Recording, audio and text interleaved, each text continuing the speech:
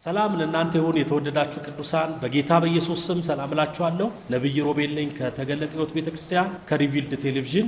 ዛሬ እንግዲህ በፊታችሁ ደግሞ ያለውት የፊታችን እሁድ ታኅሳስ 26 ከጠዋቱ 4 ሰዓት ጀምሮ በቤተክርስቲያናችን የተዘጋጀ ልዩ የአምልኮ ፕሮግራም አለ፣ የበዓል ፕሮግራም አለ። እንደሚታወቀው ታኅሳስ 29 የገናን በዓል ወይም ደግሞ የጌታችን የኢየሱስ ክርስቶስን የልደት በዓል የምናከብርበት ጊዜ ነው። ስለዚህ ከዛ በፊት ያለውን እሁድ አብረን የምናመልክበት እግዚአብሔርን የምናከብርበት እንደ እግዚአብሔር ቃል ደግሞ የምንጸልይበት ልዩ ጊዜ ተዘጋጅቷል። ዘማሪት መክሊት እንደዚሁም ደግሞ ዘማሪት ጽዮን በአምልኮ ያገለግሉናል። እንደዚሁ ደግሞ የቤተክርስቲያናችን የልጆች ክፍል እንደዚሁ ደግሞ አገልግሎቱን ያቀርባል ማለት ነው። መጽሐፍ ቅዱስ ስለ ኢየሱስ ክርስቶስ ልደት ሲናገር ይሄ የጌታ የኢየሱስ ክርስቶስ ልደት የኛም መወለድ እንደሆነ መጽሐፍ ቅዱስ ይናገራል። ጌታ ኢየሱስ ክርስቶስ ዳግም በምድር ላይ ከመምጣቱ በፊት እግዚአብሔር ለሰው ልጆች የሰጠው አንዱ ዕድል ሥጋ ሆኖ ወደ ምድር መምጣት፣ እንደኛ ሰው ሆኖ እኛን ማዳኑ።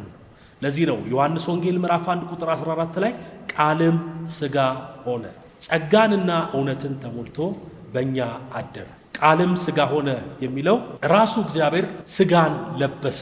ራሱ እግዚአብሔር የእኛን ሥጋ የወደቀውን ማንነት የወደቀውን አዳም ውስን የሆነውን አካል ውስን ያልሆነው እግዚአብሔር ውስን ያልሆነው በሁሉ ቦታ ላይ የሚገኘው እግዚአብሔር ቃልም ሥጋ ሆነ ይላል። ይሄ ውልደቱን የሚያሳይበት የኢየሱስ ክርስቶስ መወለድ የእኛም ዳግም መወለድ ጅማሬ ነው። ለዚህ ነው ካሉት በዓላቶች ሁሉ በአጠቃላይ የጌታ ኢየሱስ ክርስቶስ ውልደት የኛ ውልደት ሆኖ ደስ ብሎን የኛም ልደት ሆኖ የምናመልከው እግዚአብሔር በእኛ አምሳል መምጣቱ በእኛ አካል መምጣቱ እኛን ለማዳን እኛን ሆኖ መምጣቱ ነው። የተወለደው እንደ ሌሎቻችን ለመኖር ቀጥሎ ለመሞት አይደለም። በሱ ውልደት እኛ ሕይወትን አገኘ። ዛሬ የተወደዳችሁ ቅዱሳን ሁሉ በአጠቃላይ የኢየሱስ ክርስቶስን መወለድ ከፌሽታ ከደስታ እንዲሁ ደግሞ ሃይማኖታዊና ታሪካዊ በዓሎችን አድርገን እንደ ተራ በዓል ልናየው አይገባን። የኢየሱስ መወለድ የኛ ዳግም የመወለድ ጅማሬ መሆኑን እንድታውቁ ያስፈልጋል።